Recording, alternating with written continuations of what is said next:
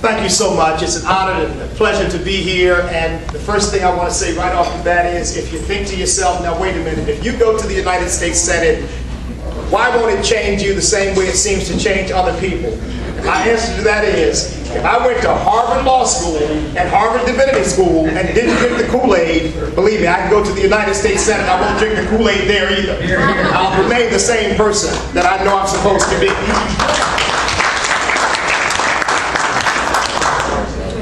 I became a Republican in 1982 in Massachusetts. That was the equivalent of having leprosy. So I'm no recent convert for the purpose of some personal ambition. I became a Republican when it wasn't popular for anybody to be a Republican, and it certainly wasn't popular for a black man to become a Republican. But I stood up for what I believed in, and I joined the Republican Party because I believe that the principles of the Republican Party are the principles that I hold dear. And my task, as I see it, in running and hoping to be elected, is to make sure that the Republican Party stays true to those values. And I think all too often the reason why we're in the position we're in right now is that Republicans went to Congress and they forgot who we were supposed to be, and they didn't turn the people out because the people were disenchanted and discouraged, and now look what we got. But folks, I'm telling you, don't be discouraged, because there's an awakening in our country now. Republicans are standing up for the principles we hold dear. And if the leadership that we have in the Congress now doesn't do it, we're going to send new leadership, but we're going to continue this fight. And eventually we're going to have a Congress and a president that will hold true to the values that made the country great. We are not going to lose this battle. We're going to win. Now, I was in a room like this on the first Tuesday in November of 2008, along with others who were there presumably to celebrate what victories we had, but we really kind of ended up mourning the tremendous loss we had. I remember walking out of that function hall with my head hung down thinking, oh God, what's going to happen now? Our country has made a big mistake. And now we're going to have to live with that mistake for the next 4 years. And sadly, everything I was concerned about is coming to pass. We are witnessing in breakneck speed the fundamental transformation of our country. We're fighting to reverse it, but they're doing everything that they can to see to it that what this president promised, that he would change this country fundamentally, indeed comes to pass. We have $4 trillion added to the budget, added to our deficit in only 2 years. $4 trillion in only 2 years. We have added 200,000 federal employees to our government. We have increased the size of the federal government by 25%. He has spent as much in his presidency as was spent, half as much as was spent in the whole history of the country up until then. And the amazing thing is that there seems to be no cessation. There seems to be no appreciation of the fact that we have spent ourselves to the brink of bankruptcy, to the brink of fiscal cataclysm, and they still want to spend more. It is an amazing thing to me. Imagine, ladies, you tell your husband, honey, we spent $10,000 last month. And he says, oh, okay. And you say, but the only problem is we only took in $6,000. And he says, well, I've got the solution to that. What is that? Let's cut the budget next month by $15. Excuse me? That's the equivalent of what they offered in that first $6 billion offer of a cut. Out of a $3.65 trillion budget, let's cut $6 billion. That's the equivalent of $15 out of $4,000 overspent on a $10,000 a month budget. It is insane, folks. It's insane. And we need to realize something. We are not dealing with budget issues. That's not what we're confronting. We are dealing with an attempt to fundamentally redefine who we are. That's what this is really all about. It is about a larger and larger and more encroaching and overbearing government. They never have any compunction about expanding government. Frankly, if it weren't for the Republicans that we sent in 2010, they'd still be trying trying to expand it. That's their nature. That's what they want to do. They have this idea that if you expand government larger and larger, you will make a more just society. You will, of course, in the meantime, of course, you make them far more powerful and give them far more control over the American people. But this is what they're trying to sell us. And we need to remember to go back to the fundamentals. That's one problem I have with the Republican leadership that we have now. They need to keep bringing Americans back to the fundamentals. This is not just about dollars and cents. This is about a fundamental battle over who we are as a country. Are we a nation of socialism, a nation of wealth redistribution? Are we a nation that seeks to use the government to try to decide who the winners and the losers will be? Or are we what the founding fathers envisioned, a nation of limited government, maximizing freedom for the American people so that each person gets to fulfill his or her dream with hard work and personal responsibility and the use of their God-given talents? Now, we've got two different visions that are being competed against here, and we've got to say to the American people, let's make sure that the vision that is fulfilled is the vision that our founding fathers had for us. That's how we became the greatest nation in the world. And if we don't follow that vision, we're going to end up on the dung heap of history as a once great nation. I'm not going to stand for it. I know you aren't either.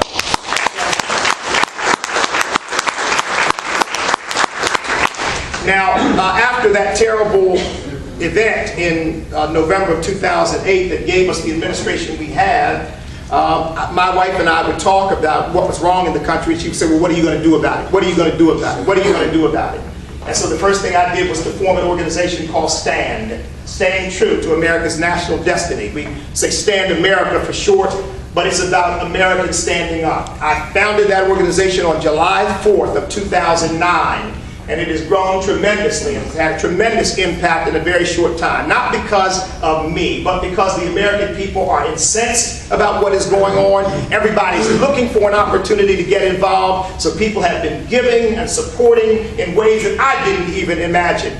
That's how it was possible to pull together the Conservative Emergency Task Force Summit in Washington, D.C. a couple of weeks ago. We had Michelle Bachmann there. We had Allen West there. We had Mike Pence there. We had we had Senator Rand Paul there.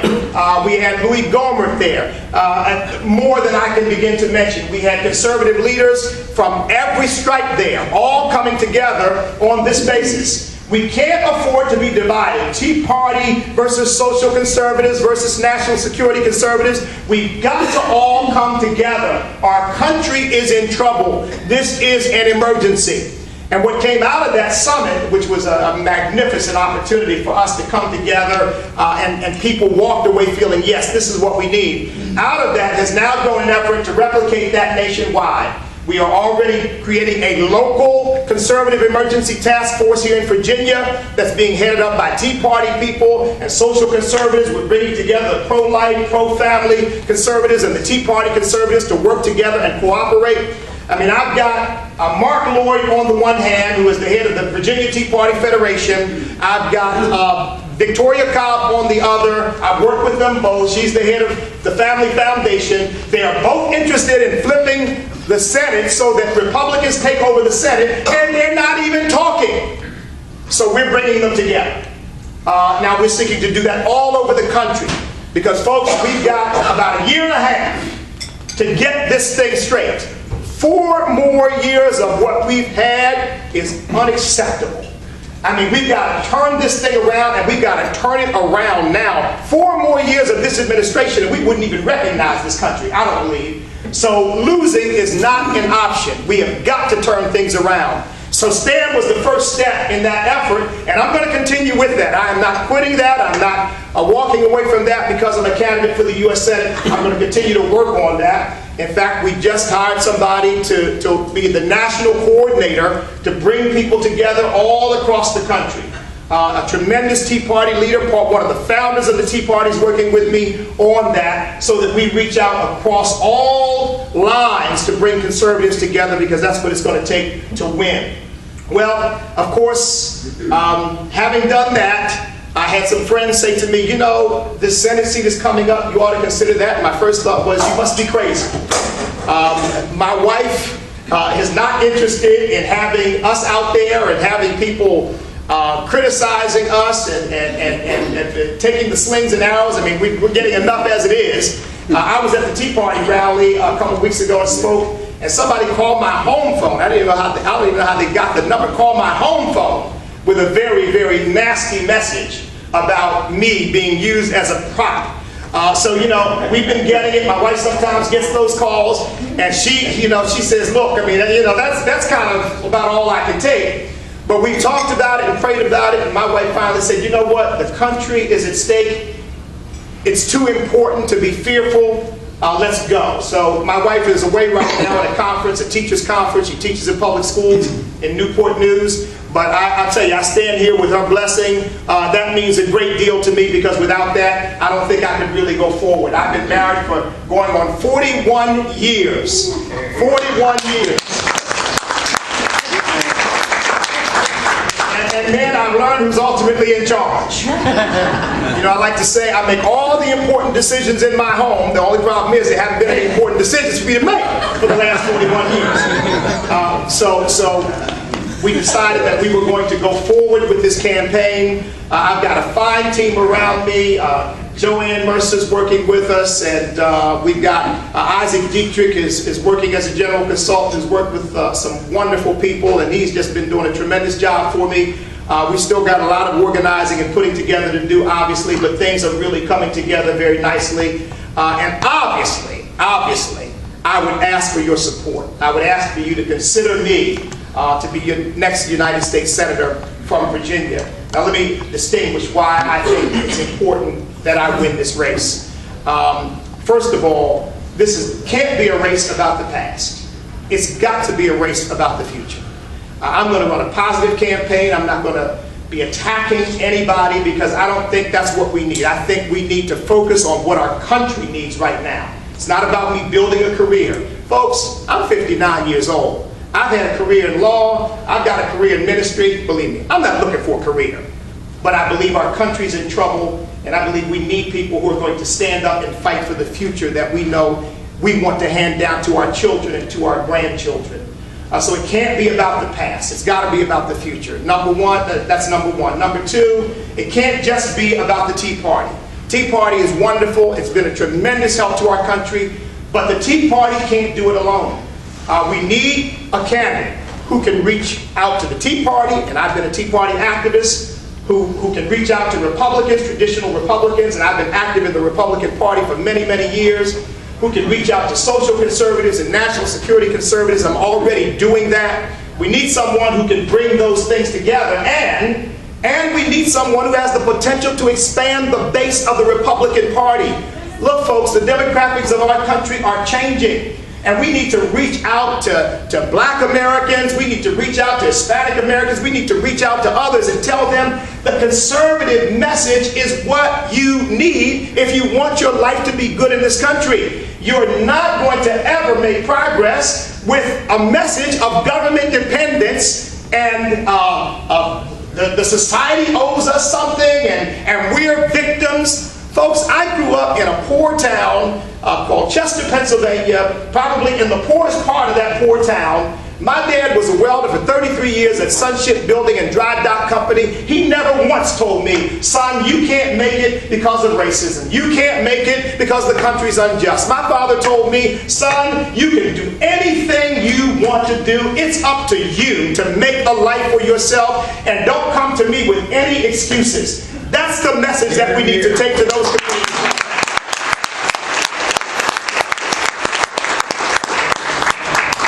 So it's got to be somebody who can reach out across all these lines and begin to bring people together. And let me just assure you of something.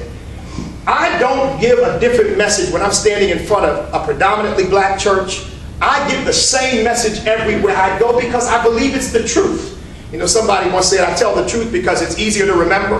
Well, I don't give one message to a predominantly white audience and another message to a predominantly black audience. I mean, the truth is the truth, and I think it is what's going to help bring people into our movement, into the conservative movement, and realize that's where they belong. The data shows, for example, that the black community, particularly the church community, is more conservative on average than the white community. how do you get the incongruity of conservative people voting for all these liberals? I mean, you've got, for example, the black community voting for a Bobby Scott. Bobby Scott is opposing Congressman Randy Forbes' effort to pass a resolution to reaffirm our motto, "In God We Trust," and yet he'll go to churches and campaign there, and they will vote for him. I mean, it's got to stop. And frankly, I believe I'm someone who can take that message authentically into those communities. Now, that's part of it. But look, also, this is the first time in my life in following politics I've seen Americans angrier and more fearful than I've ever seen us before. I mean, I can feel it when I go places. People really believe, and I do too, that for the first time in our history, our country's freedom is at stake from within.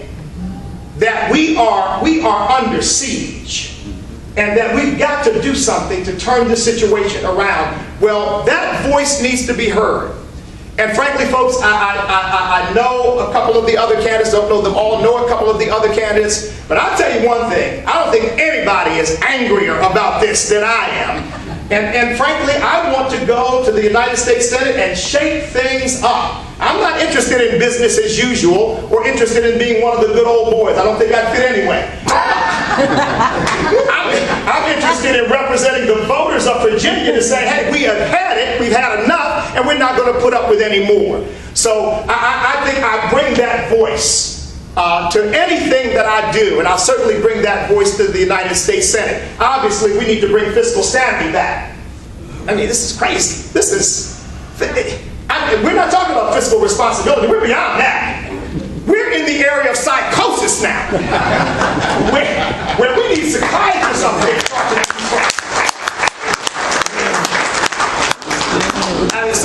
So obviously that is important. And then for Virginia particularly, one of the things that has angered me about this president is, you know, I heard one economist say that we probably already lost 30,000 jobs as a result of the energy policies of the Obama administration. We had 67 oil rigs drilling in the Gulf. We're now down to 7, I believe. And this president tells us we're drilling more than we've ever drilled. And I was talking to somebody from Alaska the other day. They said, we ought to fly every politician up to Anwar and let them see what they think they're preserving. It is a barren wasteland. And we only need a small sliver of it in order to drill, but they won't let us do it. Well, Virginia's suffering and the country is suffering as a result. Our coal industry, if this president has its way, will be shut down. He said as much. And I want to fight for energy. Look, I happen to believe that God put that coal there and put that oil there for a reason. And that it's idiotic not to go down there and get it. So I think we ought to go get that energy that we have. So, and obviously, I am running not only for those reasons, but I'm also running because I believe that the one hope I have, and believe me, I can't find any points of agreement with this president at all, but the one hope I had was that, well, maybe he'll bring us together. You know, maybe he'll be a force for sort of ending all of this racial nonsense. Boy, was I disappointed. I mean, instead he has made it worse. He and his minions have played the race card again and again and again. I mean, he even said to an author writing a book, well, I believe that the opposition to me is a subterranean racism. No, it's not a subterranean racism. It's above the surface disagreement with your crazy policies. That's what it is. It has nothing to do with race. You know, I keep saying to people, we are not concerned about the president being black. We are concerned about whether he's red, white, and blue. Yeah. That's what matters. We need a president who loves our country. And folks, let me say this. I am not a birther, but you know, I started to bring my birth certificate because, you know, I just thought how easy it is for me to show mine. They ought to take it with me. But what people don't understand is there's a deep issue underneath that, underlying it, and it is this. He has an outsider attitude toward our country. I I mean, so that's what the apologies are all about. That's what, well, we can't expect the world to sit by while we drive SUVs and while we eat what we want to eat. Well, why not? What's the world got to do with what I drive or what I eat? Come on. But he thinks that we're answerable to the world. I mean, interestingly, when he goes to Libya and starts a new war, for what, I'm not sure, with people who we know fundamentally hate us, he goes to the UN, he goes to the Arab League, but he can't be bothered with going to Congress. I mean, what is that all about? It's about a person who, in my view, has a certain level of disdain for us and for our institutions. I have never heard him once mention the Founding Fathers. Now, maybe he has. The only thing I remember is his wife saying, this is the first time in my adult life I've been proud of my country. And having him saying, you know, things like, we can't expect to lead the world anymore. We're a military superpower, whether we like it or not. Well, I like it. I mean, I like it. And I'd like for it to continue. The world's a better place when America is in power and America is in charge and America is leading. You know, people have said to me, well, are you saying that you are in favor of the Libyan incursion? I say, no, I'm not. I think we've got enough on our plate right now. I don't think we need that. However, if you're gonna go, man up and go and fight and get this thing out of the way. Don't play around with it. So folks, I love our country. Look, I was raised as a foster kid for the first 10 years of my life in Chester, Pennsylvania. And I can remember having soup, biscuits and syrup for dinner and eating mayonnaise sandwiches. I lived in a shotgun house that didn't have a bathroom with running water in it. We all took baths on Saturday night in a galvanized tub, and since I was the youngest, I got it last. And boy, that tub did not look good.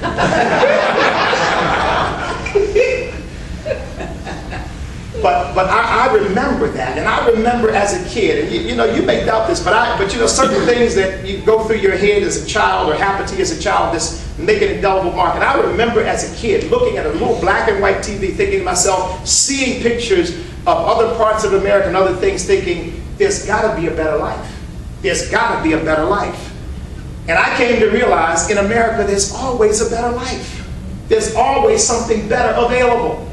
And I was able to grow up in very poor circumstances. I joined the United States Marine Corps at the age of 18 years old. They were drafting, but I volunteered to join. Took an oath to serve my country, and I served my country for 3 years and got out and went back to school and graduated from the University of Massachusetts and went on to Harvard Law School, studied at Harvard Divinity School. I didn't finish, by the way, Harvard Divinity School. I couldn't take it, folks. I couldn't take it. Right. And now, here I am, a candidate for the United States Senate. See, this is why I love my country. Only in America can a little kid in a foster home dream of a better life and then have that life come to pass, have it be realized. Not because the government did something for you, but because you did something for yourself. And that same opportunity is available to every American, and that's what I want to restore.